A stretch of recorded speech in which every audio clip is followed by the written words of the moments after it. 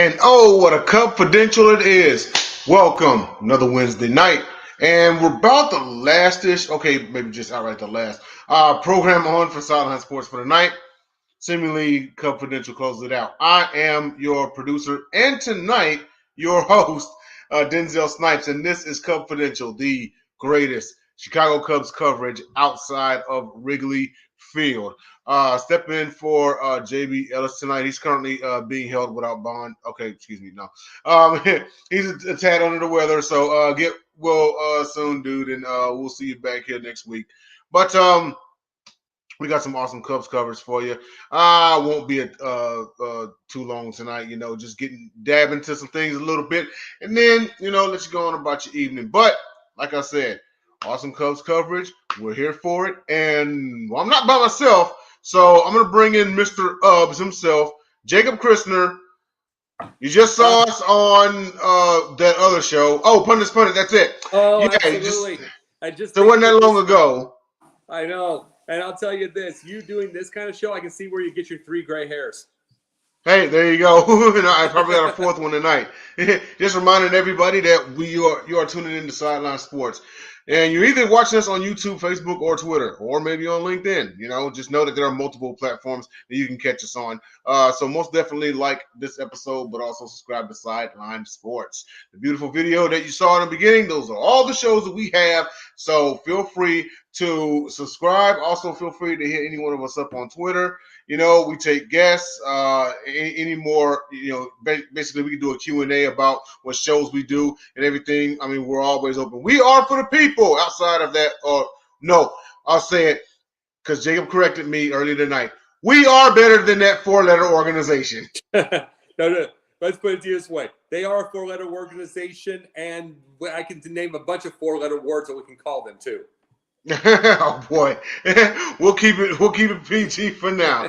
But we're gonna go on to our first topic here, and that is, so apparently pitcher Jose Quintana's rib injury led to a cancer scare. The biopsy showed negative, so he actually will be out until at least July the 1st, and he won't make his Mets debut until at least July because of a stress factor in his rib.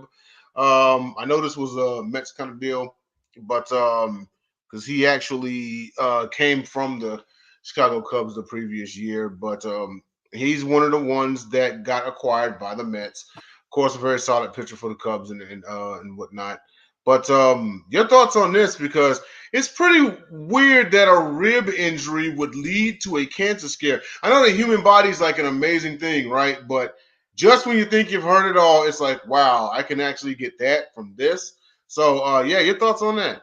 Oh, yeah. Well, you got to realize it doesn't matter with athletes. You know what I mean? It doesn't matter with athletes, but the biggest thing about it is you got to remember one of the biggest athletes in New Orleans history, Steve Gleason, did that block punt. Right. Did the block punt against Atlanta. Basically, it helped after Katrina, and he gets ALS. So you absolutely cannot tell. You can never tell with all of this. I mean, cancer, that's the biggest thing about it, is like cancer is still such a weird deal. And the fact that we're in 2023, we're able to get we're able to get so many treatments really, really fast for a virus we did not know about. Right. And yet we're still dealing with this thing where you can get cancer completely out of the blue, no matter how much of an athlete you are. True. And it's very tough to watch that, because guess what? I think a Detroit Tigers pitcher, 20 years old, just passed away from cancer. That's nuts. And he was a minor leaguer. And it's just like, it's unfortunate. It's always unfortunate to read on that. You know what I'm saying? Mm-hmm. So it's tough to see that. So yeah, it'd be a cancer scare, because cancer doesn't know out of shape, in shape, whatever. It's just what it is. Right. And that's totally understandable. I mean, you have these athletes that are, at seemingly like the tip-top shape of their lives. And then they get these things like out of nowhere. The first, when you said that, the first athlete that came to mind, you and I both being wrestling fans. Well, no, that's not Steve Gleason. Both you and I being wrestling fans is Roman Reigns. Roman Reigns had leukemia twice in his life. Yep. And mind you, this guy was an all ACC football player at Georgia Tech. it didn't, work out for him in the football world. He comes over to professional wrestling. Guy's been in tip-top shape like all his life, and he happened to get leukemia twice. So I totally get where you're coming from on that note. Oh yeah, I still think of Steve Gleason, which to this day I see him and he still lives. Okay, Steve McMichael too. I mean, both get ALS, and it's like how you can keep laying there and people just kind of getting at it. When I see that, to me, when I see these, and it's an unfortunate situation, but when I see those, it looks like you're making them a circus act. Just lay there, look at them. You just don't have a cage, and it's like I would hate to live like that. I would absolutely hate to live like that. Right. It's unpredictable. But I mean, what can you say? You still do the best you can with what you have. You still go out there. You keep yourself in shape and everything, and you just kind of let the chips fall wherever they may. Luckily for him, the biopsy came up negative, so that's always a good thing. And now I want to move on to the next topic. And I'm actually correcting this because earlier today, there was the standings, and then they changed since then. Let's see here. Hold on, just give me 1 second. No wonder you've been looking through this. Okay, no, I had to make a slight switch. So here we go. The original report was that the United States was in a three-way tie for first place in Pool C in the World Baseball Classic. Well, now currently they are in second place, with Mexico being 3-1 and Canada being 2-2. So as it stands, United States currently in second place in Pool C at 2-1. Mexico's currently 3-1. If y'all haven't gotten out there to watch us, there's a few Cubs in there also. Pretty much, it's the World Baseball Classic. MLB players are everywhere, y'all. But in second place in Pool C, I think. What do you think? You think they're kind of right where they're supposed to be at, or are they supposed to be a little higher? Mexico's just that much better. But it's like, pretty much right now, and it's probably like World Cup. The top two go through, right? So it's like, I can see the United States getting by. I can see it being the top two is that by itself, but really, I'm seeing, like I said, the United States has their title, but in the end, I'm seeing I keep watching these Asian teams. Mm-hmm. I keep seeing these Asian teams, and it's like, every time I look at the United States, it is the best athletes in the world. It's the best players. Don't get that wrong. But when you see these Asian teams, it's just, for an old school head like I am, who just I love the lack of strikeouts. Or if you get strikeouts, it's a good pitch. It's nothing stupid. They're not swinging wildly. They connect to all fields. They hit home runs when they need to hit home runs, and you'll still get 30 homers, but it's like they're timely. You just watch it, and it's like it's fun baseball, and they steal bases, and they're smaller, and I just enjoy it. And it's like some of these Asian teams are just going to be tough because they just don't make mistakes. Exactly. As a matter of fact, as we speak, as you're talking about this, Japan is the lone undefeated team in the tournament at 4-0. They're just not. It's tough to beat some. That's the thing that I say. It's kind of like when you talk about Kansas City Chiefs. How many mistakes did they make on the field all year long? Really, you get my point. How many receivers were off? When you hit your marks, like it's an acting term for hitting your marks. How many receivers didn't hit their marks? Every single one did. And it's like everybody wants to have the flash, everybody wants to have the style, but in the end, it's the efficiency, it's all that, and that's the thing. Japan's just constant. They're just there at all times. And isn't Ichiro the manager? Yeah. That makes a hell of a lot of sense because he wasn't a power hitter, but he could hit them in the moments. And he hit all fields, and he was a phenomenal fielder. It just makes sense. And actually, I'm going to make a slight correction here. Well, as far as the Asian teams, like you said, they are the lone undefeated team at 4-0. They actually, as far as the entire field, the other undefeated team is Venezuela at 4-0, but that doesn't surprise me. Yeah, no. Like I said, we bring this up on Pundit. You get all of these like tennis players and baseball analysts. They're all starting with nothing but technique because their equipment is garbage. Mm-hmm. They're not rich enough, so they have to earn their way to the equipment. So, I mean, and like I said this on Pundit tonight. I'm not looking down on any of the wealthier kids who got a chance, but they've got a chance to be able to have it, and they have a parent. I won't look down on that at all, because I'd love to be able to earn that. But Right. I'd love to be able to earn that and be able to help my kid like that. But it's just truth. An 8-year-old will see the greatest of fields, the greatest of fields, the greatest of equipment, the greatest of everything, when the Middle Easterner or a Japanese person or a Latino or any Latin American or any of them will see it at about 22. Yeah. Maybe 17, maybe 18. They'll see it the years before. They'll see it as kids. So that's why they already have the grind.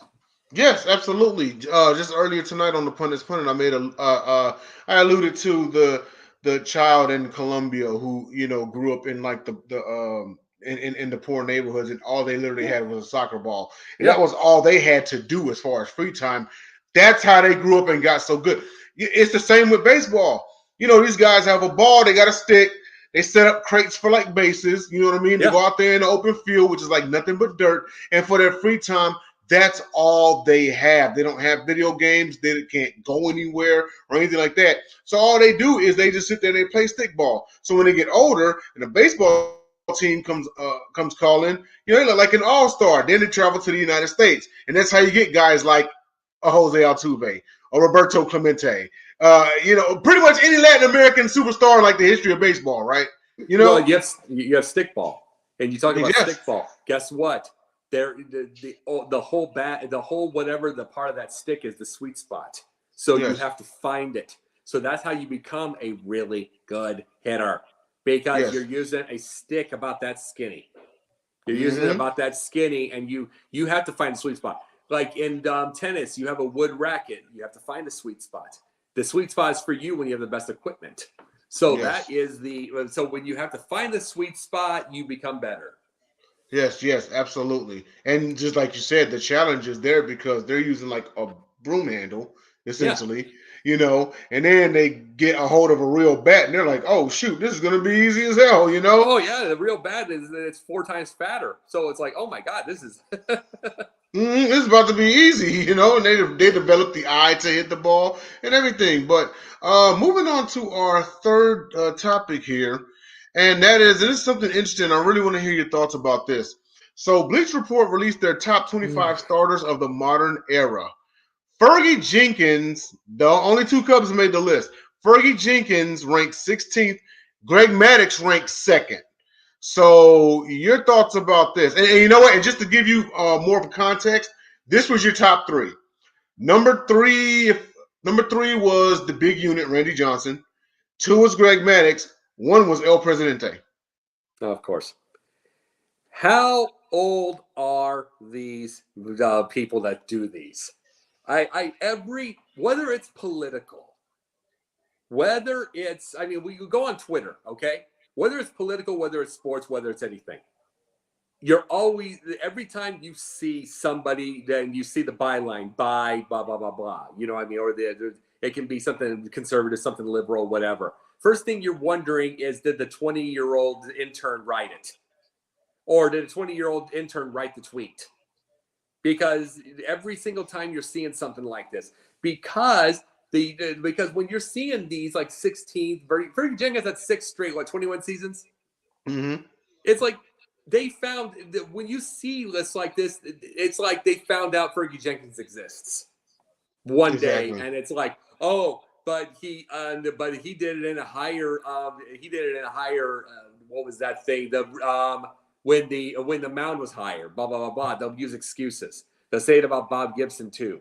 It's like, oh, the mound was higher. Now you lowered it. It's like 6 straight 21 season, no matter if higher or lower, is an amazing feat. Greg Maddux, he is one of my all-time favorites. Do you feel he's like where he needs to be at number 2, or is he too high? Top five, because there's just too many, like a Fergie Jenkins who had 6 straight 21 seasons, a 1.12 ERA by Bob Gibson. It's like, as I said, no, Maddux is a top 5 because he had so many consistent seasons, and he's just, of course, even at 42 years old, still picking people apart with those ground balls. And it's like, it's like that is the equivalent of Larry Bird. Like he can't move anymore, but he's just picking you apart, with the passes, and he Bad couldn't back move and anymore. everything. And it's like, Yeah. I'm like bad back and everything, and it's like it's the same thing. 42 years old, fat, and he was still picking them apart with those ground balls. And it was like, and he was still, and he had about 4.2 ERA or something. But I mean, that's just what Greg Maddux was. But by overall, it's a top 5, maybe a top 10 if you count the whole eras, because you get a Bob Feller, you get eras where people they played the whole game, they pitched the whole game. Yes. It's like Greg Maddux had a lot of complete games, but at the same time, they had bullpens then. Yes, where a lot of these players did not have bullpens. Like Frank Tanana had like 16 straight complete games. It's a ridiculous number. So you got to look at those things also, and then you have to look at. It's hard to put Jacob. You've seen me. You've known me 3 years on Sideline Sports. 2-3 years. How many times do I go after DeGrom? It's not because. Hold that thought. Yes. Hold that thought. Because what number is he? Your boy Jacob DeGrom is 22nd. He made the list. At a whole 82 wins. At a whole he 82 made wins. the list. But this is what I don't get. Because they start off his paragraph with, okay, so he's number 22. Then it says the next few seasons will be pivotal for DeGrom's long-term legacy. So follow me here, okay? With that being said, why is he on the list? Next few seasons, he's 36 years old. He has 82 career wins. He'll be lucky to get 100. And they're calling him an all-time great. This is what we're talking about. The big-time chance is going to be big-time power pitch is going to be Verlander. Yeah. Everybody else is going 5 innings unless you have a really good – when I knew this was over was when Dusty Baker pulled his guy to have a multiple pitcher no-hitter in a World Series. When Dusty Baker, the guy who basically they brought in there because his idea of a trash can is a metal trash can to throw the spit in. You know what I'm saying? That's his idea of technology, is a metal trash can to spit his wad in. That's all, and he does toothpicks. Mm-hmm. He's not a technology guy, and yet Dusty Baker, the guy followed it.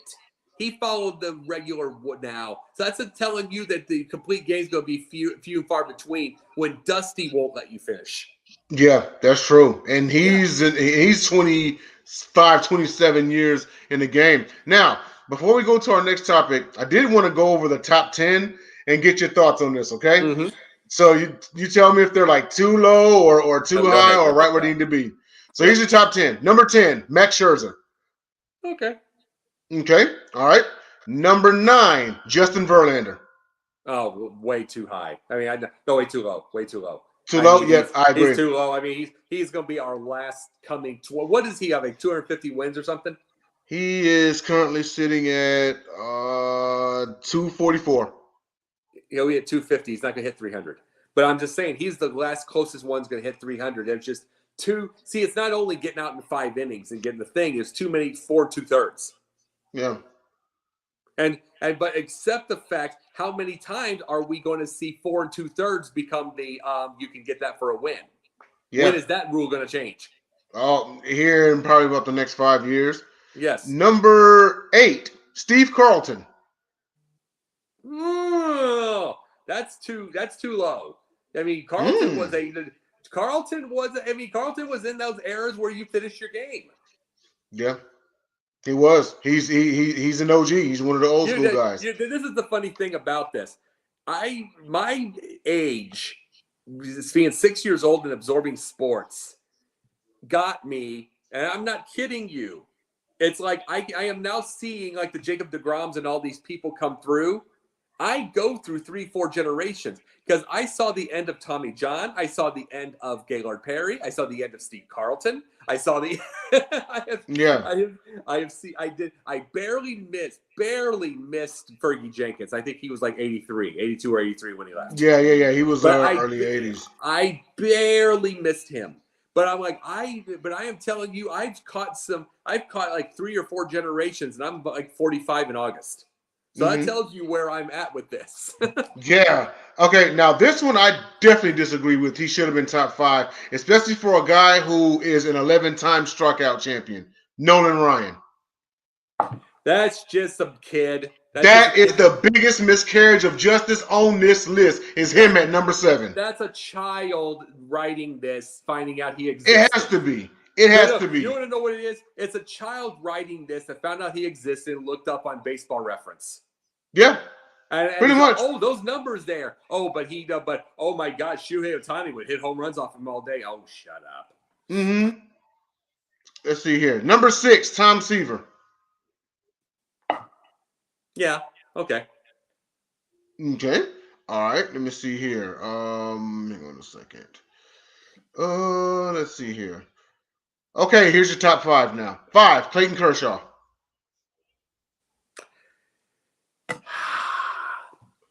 Maybe a little low. I would put him around the 8 or 9. But it's like he can have dominance. But boy, oh boy, has he had a lot of bombs in the playoffs. Exactly. I think that's what, you know what? Because he's had bombs in the playoffs, I'm surprised he made the top 5. Well, yeah, but that's just because the kids that write this have seen him. Yeah, yep, that's true. Top 4. Oh, okay, top 5. So number 4, Roger Clemens. Yeah. Oh yeah. So he's right where he needs to be. I don't care about the steroids. I do see the steroid. When I said, you gotta remember when I was on a thing and I was talking about. Oh, by the way, I just got a news report: Orlando Brown to Cincinnati for football. Yeah, for a thing. So yeah, but this is what these are the things. Let's see. Now that I brought that thing, my ADD came into play. Number 4 was Roger Clemens. Well, the thing about Roger is I don't care. I remember when we talked about Aaron Judge, and I said I don't care that if he gets popped with steroids one day, I don't care, because he's 6'7", 300 pounds, and he moves like that. I don't care if he gets popped or not. He's a star right now. I don't care if he does. See, the thing is, the technology of everything is so great. Yeah, I mean, looking like that, technology like that is so great that it's like, and then the competition is so much better with everything right now that it doesn't really matter. And the steroids you only hit about 10 more feet after. You got to have an eye for the ball. Thank you. And it's like, you got to have an eye for the ball. And Barry Bonds is the greatest hitter I've ever seen in my life. Yeah, absolutely. Number 3, Randy Johnson, the big unit. Tell me who's number 1 before you do that. Presidente, yeah. I put Randy Johnson number 1. Ooh, interesting. I put Randy Johnson. I mean, people just do not anybody who's saying this. People just do not understand just how dominant he could. And I loved watching Randy Johnson versus Greg Maddux when they faced each other. Yeah. Oh my God, it's such a diverse idea. It's like one blows you out, one just bores you to death. True. But it's like, I mean, Greg Maddux, we brought up Larry Bird earlier. Greg Maddux was my Larry Bird on that thing, on that site. It's like, oh my God, he throws 85. I'm going to bomb this out of here, and then another ground ball. Oh my God, Larry Bird couldn't jump anymore. I'm going to go get him, man. Another 3. Oh, hey, look, I tried to get him off. Well, he's down. Oop, he's under the basket layup. Yeah. And meanwhile, that's Sean Kemp. That's Sean Kemp, the guy that jumped over the moon, and he just embarrassing him. Yeah. And it's like, that's the same thing. It's like every athlete gets cocky with the guy who's not an athlete, and then they get embarrassed. Yeah, very true. Now, there actually is a case for the big unit and Greg Maddux switching spots. Because check and look at this. The big unit had 303 wins. Maddux, 355. Okay, all right. But then ERA, Randy Johnson, 3.29. Maddux, 3.16. Let's see here. All-Stars, Johnson's got 10. Maddux has 8. Cy Youngs, Maddux has 4. Big Unit has 5. Golden Gloves, how many does Greg Maddux have? Oh, it doesn't say. But both of them are. He's got like 17 Gold Gloves, dude. Oh, yeah, absolutely. Now, here's the thing. Both of them are have 4 ERA champion, or 4 ERA titles. But Randy Johnson is a 9-time strikeout title. Well, you want to know what makes it's easy to be able to strike out when you have that whip arm. Here's the thing about his ERA. He had to bring it down because he used to walk everybody. He used to be completely wild, and then he had to go get somebody that found his technique. Greg Maddux has always been in control. Right. Always. His ERA only went up later in his career when, you're just a little older and you're missing that spot. But he was still getting those ground balls. But Randy Johnson was wild for a long time, and he had to go get somebody that's settling down a little bit. Great. But the biggest thing about it is it's easy to get to that thing. But look at Greg Maddux for 85 miles an hour. Yeah. 87, 85. And he still had 30? What did he have? 3,500 strikeouts? Something like that, yeah. For a guy with 85, for a guy with the insane control. Insane control, and he didn't sweat. He never sweat unless it was a 98-degree day on the field. He didn't even sweat. No, he didn't. He had a complete game with 76 pitches. Now, I will say this much, and there is a small case, maybe even a little bit bigger one, for Pedro Martinez being number one. And it highlights that during basically the height of the steroid era from 97 to 03, he went 118 and 36 with a 2.20 ERA. Oh yeah. I mean, don't get me wrong. I think Big Eunice should be number one, but that tidbit can't be ignored. I think the biggest thing that people get into this thing is you're getting into your moments. At a moment, you're a GOAT. It's like sometimes the injuries get to you. Sometimes you just don't keep it. I think the thing that gives Randy Johnson and Greg Maddux the 1-2 is just they just kept going and going and going and going. And it's like, and Maddux, even though he might have a losing record because his teams were horrible, like the Padres or something, he's still getting ground balls. He's still picking you off. He's still picking you off. He's still getting double plays. It's like, it's just year after year after year after year. It's just like over and over. It's like, that's what makes you 1 and 2. It's like, because there are Clayton Kershaw did not have.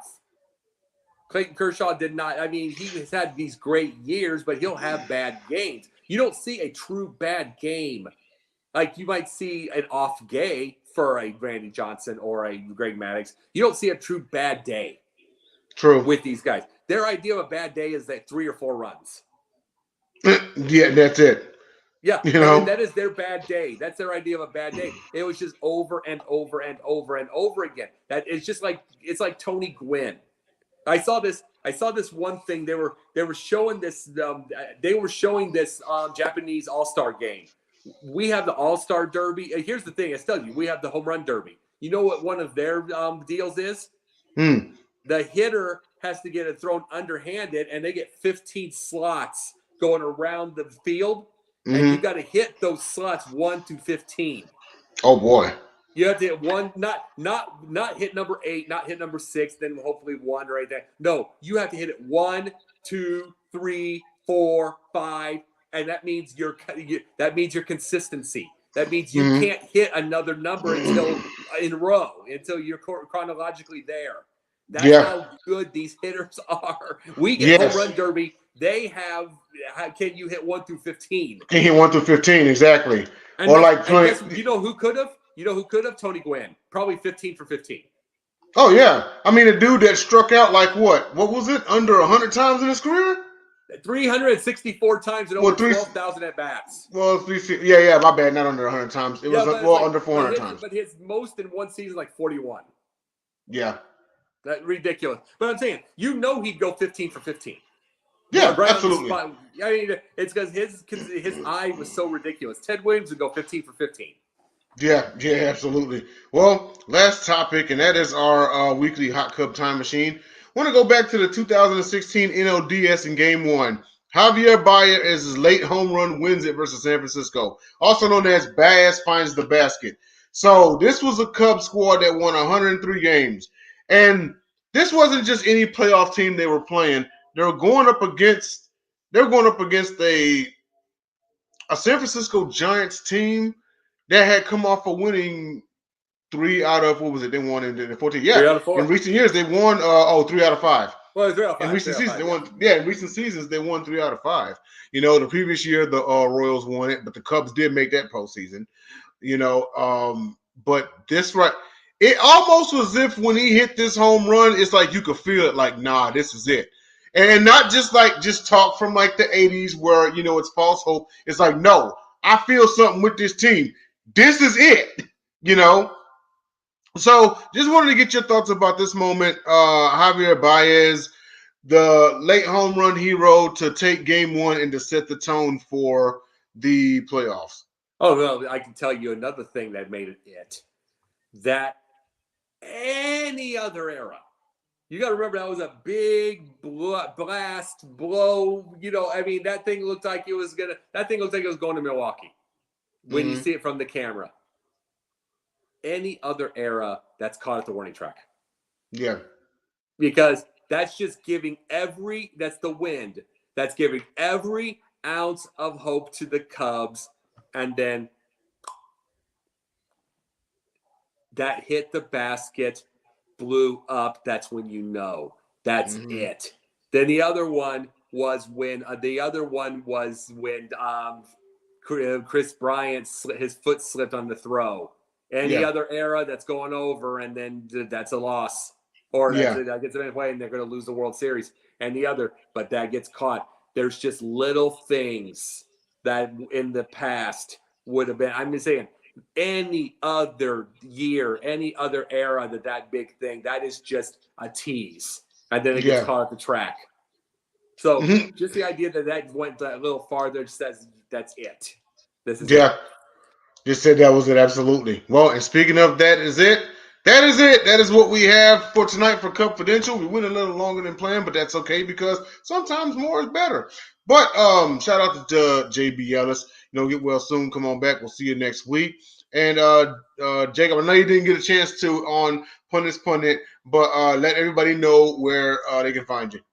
Nowhere. I'm so bored. You can find them hitchhiking along the highways of Georgia. Oh, yeah, I'm doing that. Looking. I'm gonna go across the. I'm gonna go to the Great Wall of China. I do it on the weekend. Or you may see him with a sign on the side of the road that says "Stay away from Lake Lanier." Yeah, exactly. Okay. Sunday nights on Basket Bros. Monday nights doing pundit views. This week, Brian Vidal. I've met a couple of people. Hopefully we get some good interviews. Tuesday nights, I get a day off, believe it or not. Wednesdays, I 3 shows. The Pundits, Sports Exchange in this one. Thursday nights is Yin and Yang with TJ Sampson. We do those things. That is off of sports. That's film, theater, philosophy, politics, everything. Once in a blue moon, I'm on Gauntlet as a pinch hitter. It's like, but it's the David Ross pinch hitter. It's not like it's not the little bunter. So I come through, and then mostly nothing Saturdays. But I'm going to be a guest. I'm going to be a guest on one of the shows on Saturday. Also, another one of the show, like a radio show on Saturday. So I'm going to get more information on that pretty soon. All right, absolutely. And just so all you know, just as a reminder, please hit the like and subscribe button. Subscribe to Sideline Sports because we got goodies for you every day of the week. So by proxy of J.B. Ellis and for Jacob Christner, I am Denzel Snipes. You know what? It's late. I'm ready for a glass of wine. There's no outro. And as a matter of fact, I really wouldn't be shocked